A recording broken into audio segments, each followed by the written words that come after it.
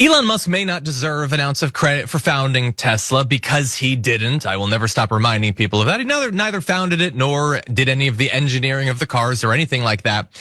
But he should receive, I think, at least close to 100% of the blame for destroying the brand's reputation in near record time. And we've got a variety of different numbers to go over here demonstrating what the effect of having a frontman like Elon Musk can be. And for a long time, they sort of just, they rode on, he generates headlines. He hypes things up, he lies about timelines and capabilities and the cost of things, but the tech journalists don't care because this gets people to read their magazines, so they never call him on it.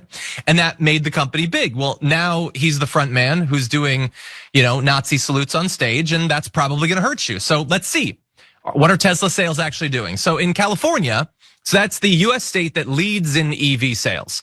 Okay, so in 2024, EV sales of all non-Tesla brands increased by 1.4%. Meanwhile, Tesla sales declined by 11.6%. That was their number one state for sales in the US. So that's a pretty steep drop. But it's not just the US that we're talking about here.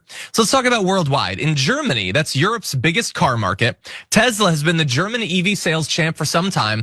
Last month, their sales in Germany dropped by 60% compared to 1 year ago. So that's comparing January of 2025 to January of 2024, a 60% drop. In France, year over year, Tesla sales dropped by 63% in January.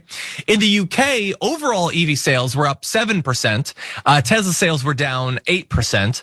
In China, January's Tesla sales were down by 11.5% year over year. And if you have been following this, Elon Musk has for years been trying to break more into the Chinese market.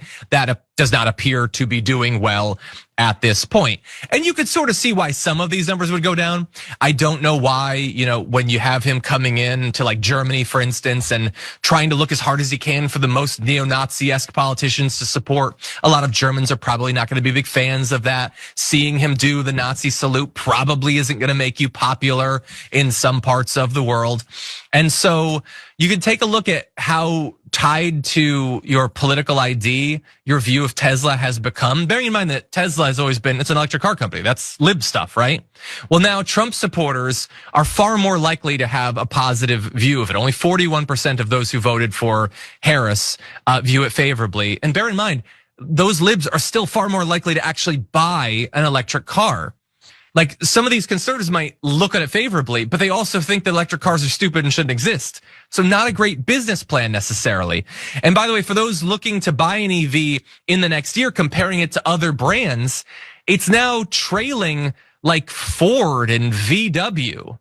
I barely even know which EVs VW makes, but people have a higher view of them.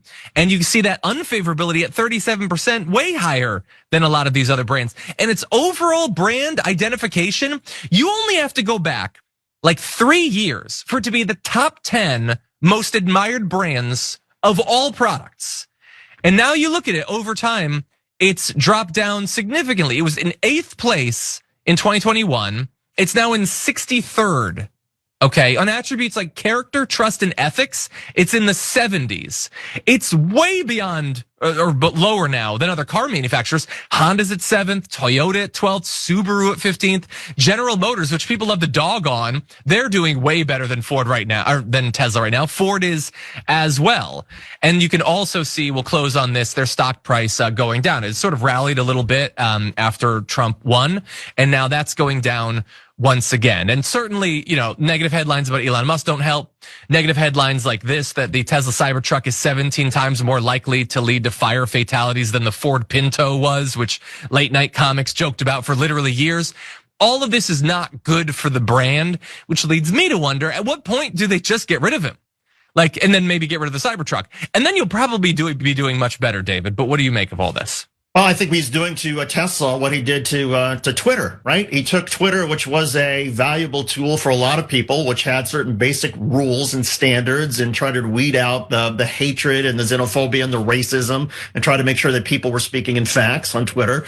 And he essentially turned that into his own playpen and chased a lot of progressive voices away and brought in a lot of racism and a lot of vile, like the worst in America is now on X. And so, okay, he destroyed the value of Twitter by turning it to X and doing all this nonsense. Now he's almost like he's doing the same thing with Tesla, in part because, one of the other reasons that Tesla's hurting right now is because the Trump administration is stripping out all the funding for electric vehicle recharging stations across the United States. So the infrastructure is not there to support electric vehicles, although Tesla's doing worse than other ones. So, and again, his own sort of reputation, Elon Musk's polling among Republicans continues to plummet.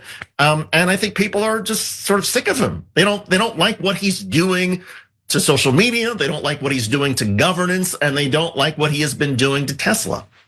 Yeah, 100%. And again, none of this is like necessary, really.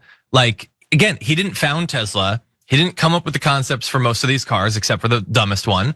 And so, like, if they got rid of him, I think they would do much better. There's reasons to like Teslas. I find their designs to be a little bit boring, and they barely iterate year to year. And there's a lot of issues like that. And Elon Musk, despite everybody saying literally the only thing we want is an affordable EV, he decided to make the Cybertruck instead. So again, bad CEO.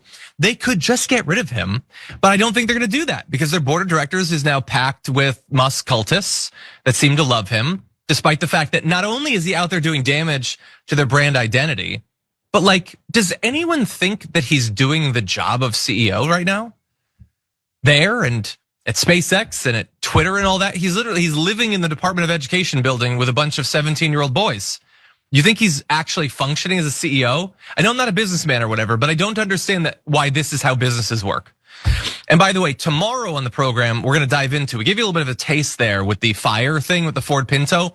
There was just recently released an evaluation of automobile safety that is scathing towards Tesla. And we're gonna dive into all of the numbers on tomorrow's show. So definitely tune in for Big News Wednesday.